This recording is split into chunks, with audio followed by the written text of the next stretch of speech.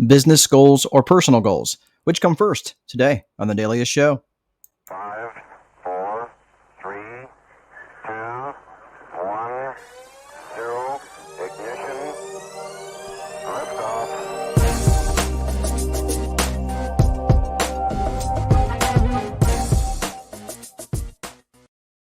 Hello, everyone. Welcome to the Daily Show, a show not just for rental housing providers, but really for small business owners. That's right. We're going through a little bit of a change in terms of who I'm targeting this because I realized who I really, really enjoy working with, and that is you, the small business owners out there. But that's going to be new for 2022. So just expect that coming up. But today, welcome to the Daily Show. It is a show, of course, not just for rental housing providers, but anybody who's looking to be a little bit more time wealthy, have a little bit more white space on your calendar. It's good to see you. Today we're going to be talking about business goals or personal goals, which come first. And I run into this a lot. I run into this a lot, actually, even though right now it is goal setting season and everybody is all about their personal goals and their business goals. And they just want to talk about all these different things that they have. And I remember I never used to get real serious about goal setting. It was always like, well, I had an idea of what they were, but I would never write them down. I would never tell anybody. And as a result, I just had absolutely no accountability. Now, I would say I have a little bit maybe of discipline, self-discipline, where I could hold myself accountable to actually getting stuff done. But really, I could easily move the goalpost and no one would know the difference. So, and I often found, even as I was starting my goal setting process this year, which I will be honest with you, this is probably the most intentional year that I have had probably ever. And part of it is probably because I have the largest group of coaching clients I've ever had, which has been amazing. 2021 has been a very good year to me and my family. It's been a very blessed year. I've been very, very grateful for all the clients that I get to work with and help change their lives and impact their families, and just humble for the amount of trust that they place in me. I also know that I'm going to work my tail off for them, and I feel that I have done that. And just seeing by the amount of progress that they've had in their personal business lives, I'm humbled to see and be part of that. But it's interesting because as I was going through the goal setting process and as I was putting my goals in place, I went to back to some old habits. I went back and started working on business goals first. And it was interesting because I used to do this when I did my business goals. Well, first and foremost, I would do my business vision, right? Where do I want my business to be in 3 years and 1 year and that sort of thing? And I was never really all that intentional about being that far out in terms of my business vision. My business vision would be, what would I want my revenue targets to be, my profit targets to be, what measurables would I have, in a 3 year horizon or a 1 year horizon, and that sort of thing. By the way, I never really go beyond much more of a 3 year horizon, only because I think there's too many variables, and not to mention, especially as I'm focusing on working really with small businesses. Business owners can pivot a lot faster and they can redefine themselves very quickly, whereas larger businesses just have a tougher time to do that. But I just think beyond a 3 year horizon in my 49 years on this planet, that there's just too many variables to see beyond 3 years. So I just don't plan. Not saying I don't plan for beyond that. I just don't. I don't hold a lot of measurables or metrics beyond that, beyond the 3 year horizon. So, and that's worked pretty well for me so far. But here's the problem. When I have put my business vision down first, I would plan and I would strategize and I would formulate my education around what my business was going to be. Again, maybe I wrote them down. Probably didn't. Most of the times I didn't write my goals down. Um, and I would say maybe a little bit of success. That maybe it lasted a little bit of time. And even if I did hit some of my business goals and I was hitting my business goals, let's just say I hit, 75% of them.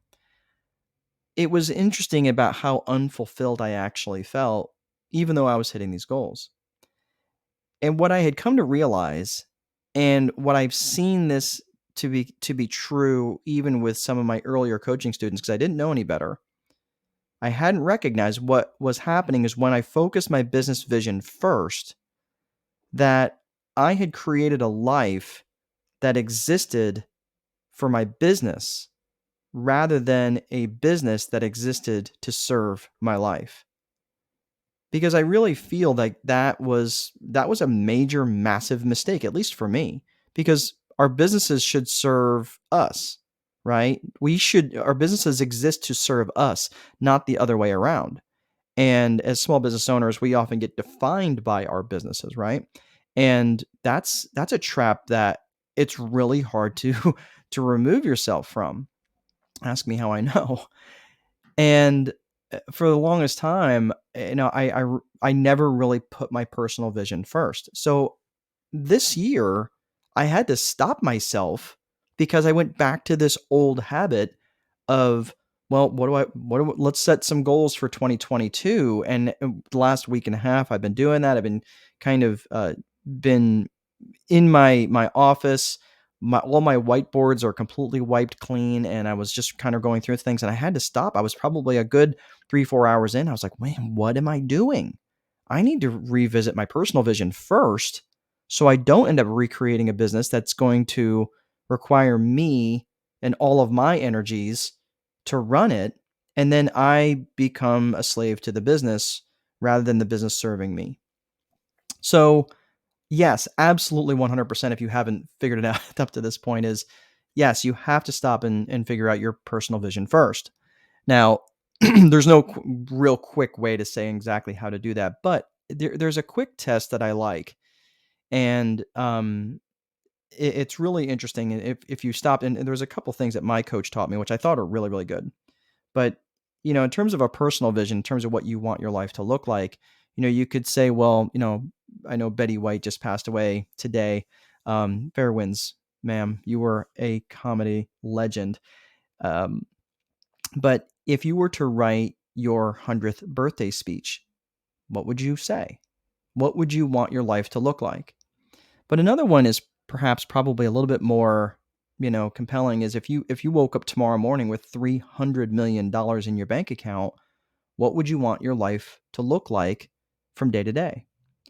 And that, and even though I say that, sometimes I've said that to 20-year-olds and they're like, oh, I'd go out and buy more real estate, or I'd go out and start another business. I'd say, okay, well, let me put another wrinkle in that.